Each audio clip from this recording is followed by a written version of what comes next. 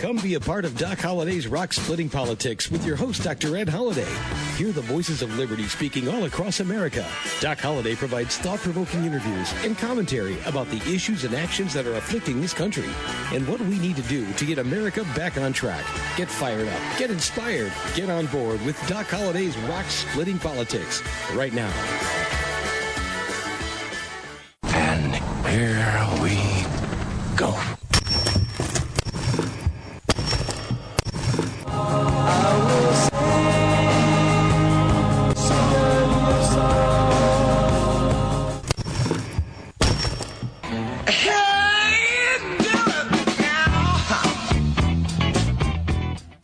Hey, that's the sound of rock cracking. You got Doc Holliday's Rock Splitting Politics right here on webtalkradio.net. That's webtalkradio.net. I'm your host, Dr. Ed Holliday. Glad to have you here again this week. And what happened last week?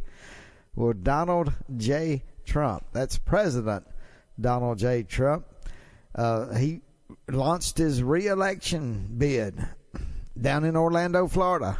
So that, when you talk about rock splitting politics, ever since Donald Trump announced his election, his campaign for presidency 4 years ago last week, it was 4 years ago last week that he came down the escalator and announced that he's running for president. And everybody thought it was a joke. 95% or higher of Americans thought it was a joke, and there's no way he'd become president. He wouldn't get through the primaries.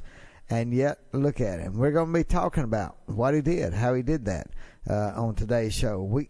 I got an exclusive that I got the last in the 2015 cycle from award-winning actor John Voight, and picked up something what he said that same year in 2016 during the general election. So I'm going to play a couple of those things because they pertain to talk about something that's important to Trump's reelection. So we'll play that a little bit later in the show. We got some clips from different comments and people. Sean Hannity, the Fox News contributor Lawrence Jones, interviewed some people right after the announcement by Donald Trump in Orlando. It was an exciting atmosphere, and once again, Trump runs circles around any other candidate that's running for president. He sucks the oxygen out of the room. And so we're going to go back to last week's announcement. In fact, let me go ahead and let's kick off the show with the announcement where First Lady Melania came out and introduced her husband. Let's just play that clip, and then we're going to break it down and talk about some very important things that pertain to the re-election bid for Donald J. Trump. But take a listen to the opening right here. For the past 2 years, and I'm excited. It has been my honor to serve as First Lady of this incredible country for the past 2 years. And I'm excited to do it for 6 more. I'm proud of all that my husband, this administration, and our entire family have done on behalf of the American people in such a short time. He truly loves this country and will continue to work on your behalf as long as he can. All of us will.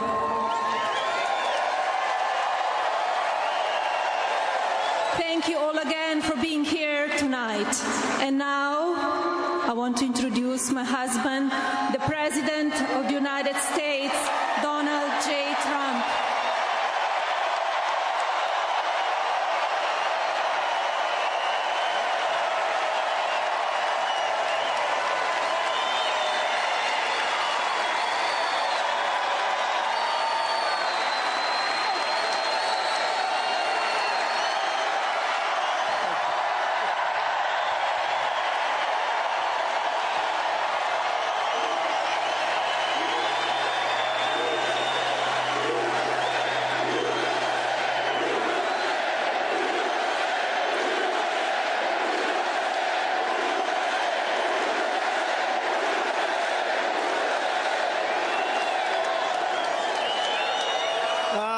had such luck in Orlando. We love being in Orlando. Thank you. Thank you, Orlando. What a turnout. What a turnout. You know, I said, this is a very big arena for a Tuesday night. I said, you know, if we have about 3 or 4 empty seats, the fake news will say headlines. He didn't fill up the arena, you know.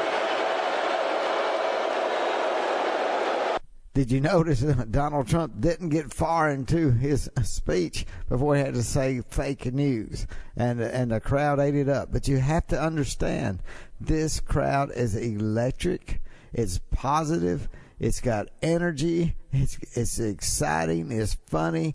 It's wrapped up in just a mass of people enjoying being in the same room as Donald J. Trump. It was a big room. 20,000 people with at the Amway building there in Orlando, and that is what no Democrat is capturing even close in any way. The front runner, Joe Biden, when he introduced his campaign in Iowa, 200 people showed up, and you could have gone to sleep.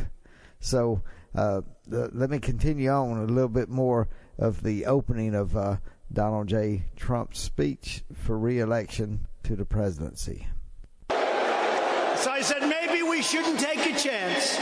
Maybe we shouldn't go to Orlando. We should go someplace else. And I said, no, I think we'll go to Orlando.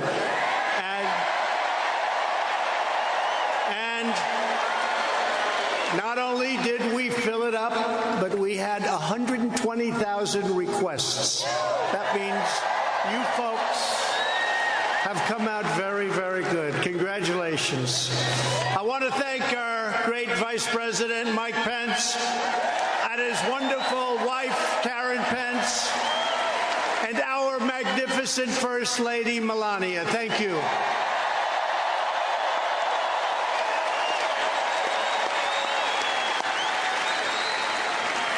I'm thrilled to be back in my second home. That's what it is. It's my second home. In many cases, I think I could say it's my first home. You want to know the truth? It's the great state of Florida.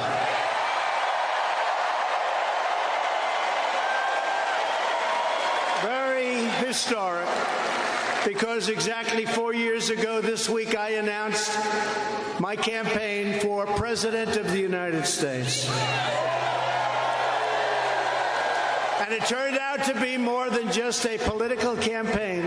It turned out to be a great political movement because of you. A great movement.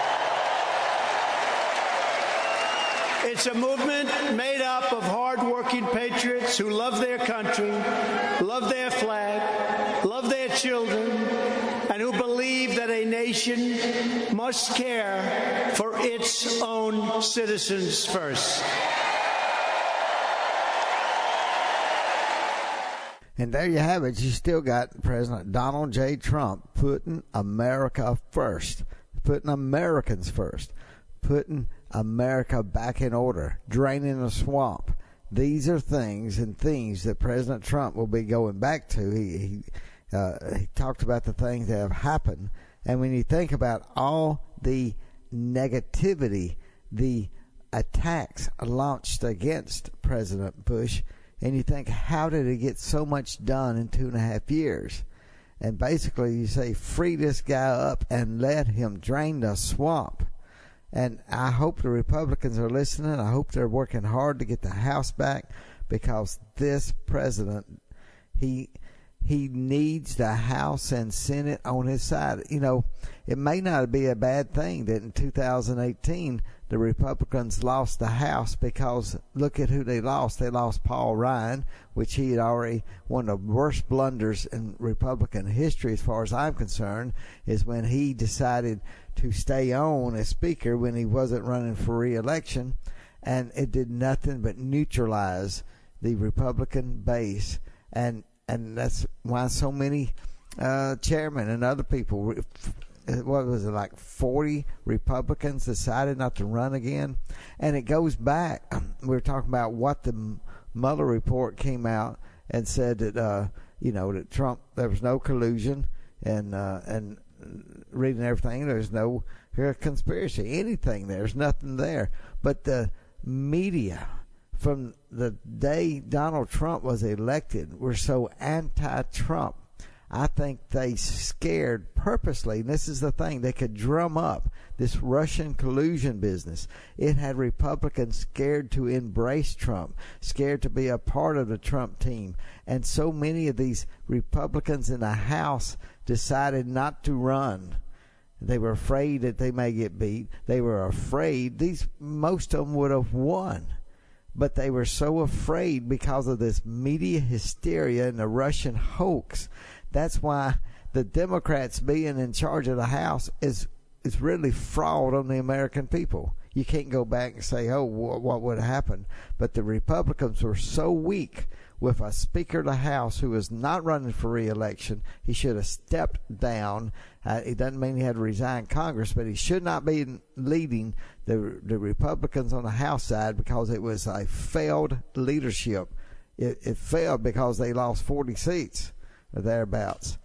So, and they may blame that on Trump. They can blame it on themselves because this. But I told you the good thing about losing the House to the Democrats, it must fire up some new Republicans to run, and they will be Trump Republicans, and they will run hard and fast and furious and against this Democrat onslaught that's going further to the left. But this is how the Republicans can win the presidency, win back the House, and strengthen the Senate. If they work together, work with Trump, Trump will have coattails in 2020. And this is something that,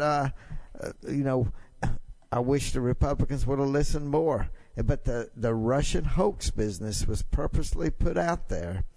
It's so that they could politically use and abuse the Republicans, because the Republicans fall for it every time. Republicans like Paul Ryan, and some people may want to call them rhinos.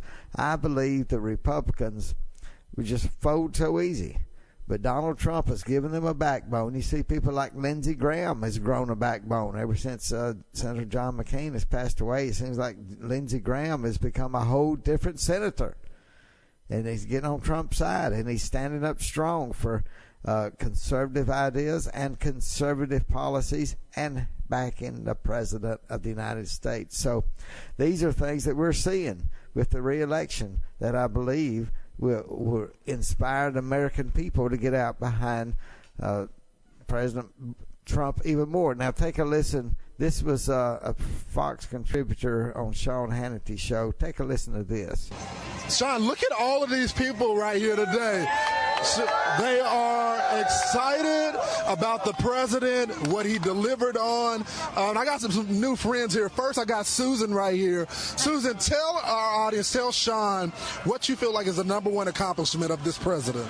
This president has kept his promises to the people of the United States. Whether it's popular or not, he keeps his promise. He has more energy, and that place was explosive tonight, full of enthusiasm, and the man is like the ever-ready bunny. He just keeps on going. God bless Donald Trump. Sean, you're hearing it from yourself. People here that are electric. They feel like the president delivered on his promise. I got my brother Mike here. Where's Mike at? Come here, Mike. Mike, this is a guy from my community. How do you feel like the president has delivered on issues when it comes to black America? Man, honestly, as a black American, I have never seen a president do so much for our community as this president. You're talking about lowest unemployment. You got prison reform, First Step Act, urban revitalization. This president is delivering on his promises, and he's unifying the country on top of that. You know, over on the left, I had an opportunity to go and see the anti-Trump protesting, and it was all just negativity. The energy in this room was electric and positive. You know, conservatives call me patriot, American, brother. Leftists, they call me other things that I will not say on TV. But as Americans, we are united under this president. Sean, back to you in New York. You're hearing it from yourself from the Patriots here, right here at Amway Center. Now, that was Lawrence Jones, and he's a young man in his 20s. Did you hear? I mean, he happens to be African-American, and he interviewed an African-American. Did you hear that on there about Donald Trump attracting more blacks than probably any other Republican, the potential to really get into some more of the black vote in 2020?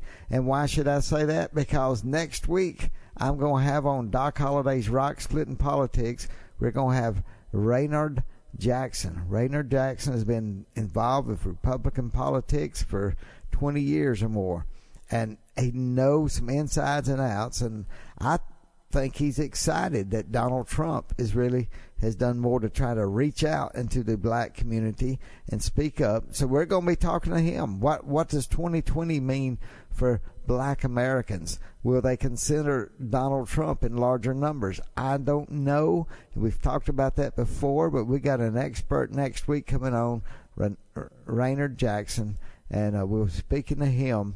And you may have heard of him, you may not have, but he has been working with Republican politics for well over 20 years. He's African American, and he's got his own radio show. He's got other things that give him some expertise. And so don't forget to listen to next week's show, and we'll kick it off with Raynard Jackson.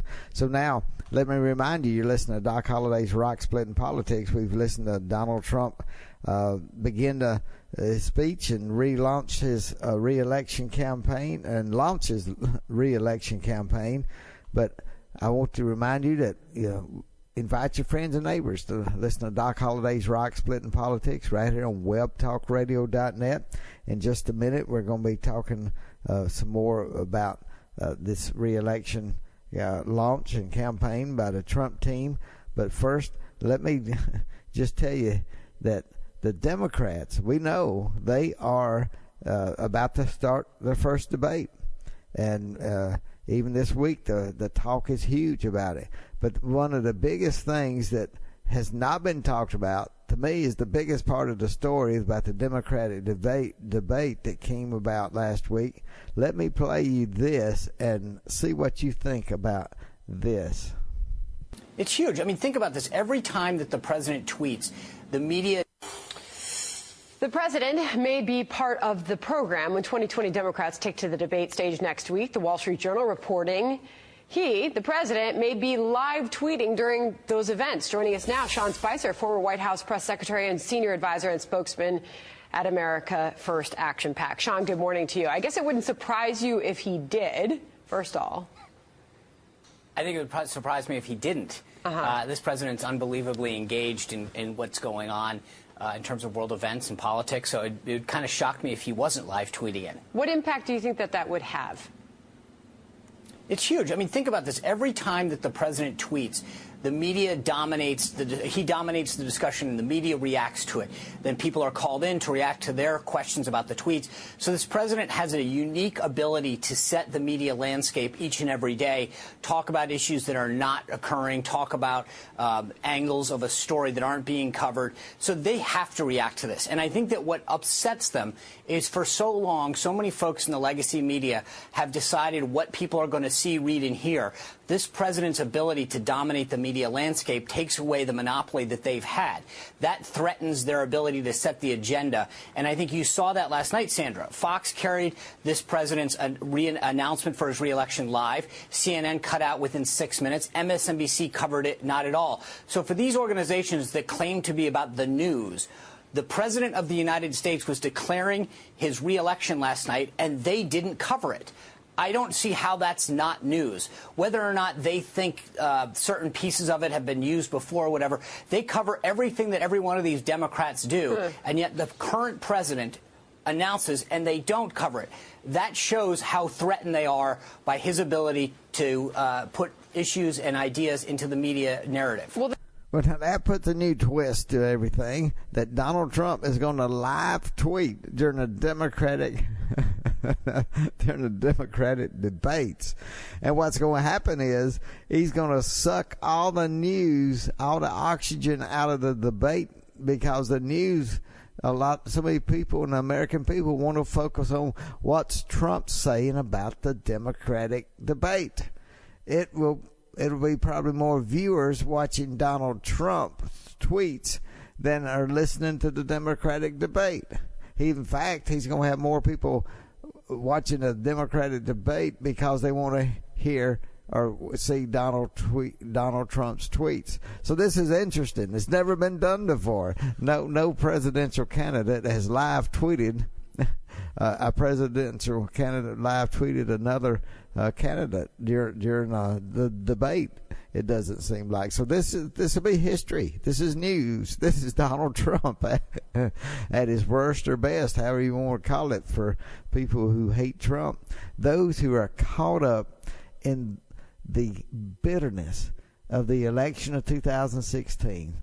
And I remember someone said bitterness, it just, all it does is it consumes the vessel that has the bitterness. And you are seeing that happen. You see this Trump derangement syndrome, but it's the bitterness. The people who hate Trump are so bitter that he won. That bitterness it's eating people from the inside out. On the left in the Democratic Party, we see it, and we're going to see it more coming up. But I just thought that was so interesting that most people are not talking about it, that President Trump's going to live tweet during the Democratic debate, and I want to watch that. I know you do too. Let me get on a little bit about the again. One of the things, Hollywood is always just hitting conservatives, it seems. But there is a conservative actor who happens to be conservative, I should say, John Voight. And I have an exclusive interview with him before the election last year, and when they're trying to get people get on board with Trump. And then, take a listen to this on Stuart Varney's show, Fox Business, and this was in 2016, but it plays to this year's election. I want you to hear something that let me play this little clip from John Voight in 2016, the actor, on Stuart Varney's Fox Business show. Listen to this. Election. Just a few moments ago, we had a couple of ladies on the program who have adopted this label, deplorables. Yeah. They've run some T-shirts, they've got deplorables across the front. There's all kinds of stuff out there. It seems that that label, which Hillary stuck on Trump supporters, has backfired and has now become almost fashionable. Are you seeing that too? Yes, I got a little picture last night of this fellow holding up a sign saying, "Deplorable lives matter." And it was terrific. Yes, I think it's great. I mean, obviously she didn't invent that. Somebody took a lot of time and thought they were very clever writing it, but it has backfired a little bit. Now, you're a conservative. You're a conservative in Hollywood. You're a Trump supporter in Hollywood. Have you ever been blacklisted? You just didn't get the part because of your politics? Well, not that I know of. You know, there's plenty of reasons not to hire me. No, I can't think of any. But listen. It's not that. I have many friends in Hollywood. People know I come to work. I don't proselytize. But there are, by the way, many conservatives in Hollywood. They just aren't very vocal. Is that accurate? I mean, we don't hear from them very often. I mean, I can name a couple here and there, but I don't hear much. Well, they kind of keep their heads down a little bit, but there are a whole lot of them. Do you ever think that a Republican can win the presidential election in California? Well, I'm certainly going to, make a little effort out there. I don't think there's any place Donald Trump can't win if he gets the team, focused and finds a way to introduce him to people. Because once people see who he is, they cling to him, and that's it. Are you Did you hear what John Voight said? I wanted you to pick up that when he said that they cling to Trump. Once they know him, they cling to him. This is the point you need to understand. This is what makes the crowds at a rally. We've reported on several Trump rallies I've been to. It is an experience unlike any other thing that's happened in politics in my lifetime. It's fun, and the crowd lines up, and they're looking forward to seeing Donald Trump deliver, and he stands at that podium and just delivers and delivers, and the crowd eats it up. And the left and the Russian hoaxers have tried to separate President Trump from his base, and they've done it with a porn star alleged affair, and they went over and over. They had that creepy lawyer that's in trouble now, King Avenatti, and they had him on shows like 300 times when he was even thinking about running as a Democratic presidential candidate, and he was so creepy. And yet they put him on again and again, and he's such an imposter that he's in trouble now. And yet they loved his story because he had this porn star trying to tie it to Trump. So they say, well, surely this will break him from his evangelical base, or his base of deplorables. They've thrown everything, and we said everything, including the kitchen sink, at Donald Trump. They cannot break him from his base, and that's why Donald Trump will get those who voted for him in 2016. Even though CNN and others try to bring up people, go, I'm so embarrassed I voted for Trump. You know, I don't know if they're real Trump voters, but Trump is adding to the base daily with his campaign team. But I want you to listen. Here's a little clip I did of exclusive back in 2015. Actor John Voight. Take a listen. It's 2016. I was going to have this gal, Francesca. Could I ask you to... Another Irish. Oh, right. No, we're all over the place. That's Italian. Could I ask you to sum up for me, what is it about Donald Trump that makes you want to support him and see him as president of this country? He's honest. He's strong.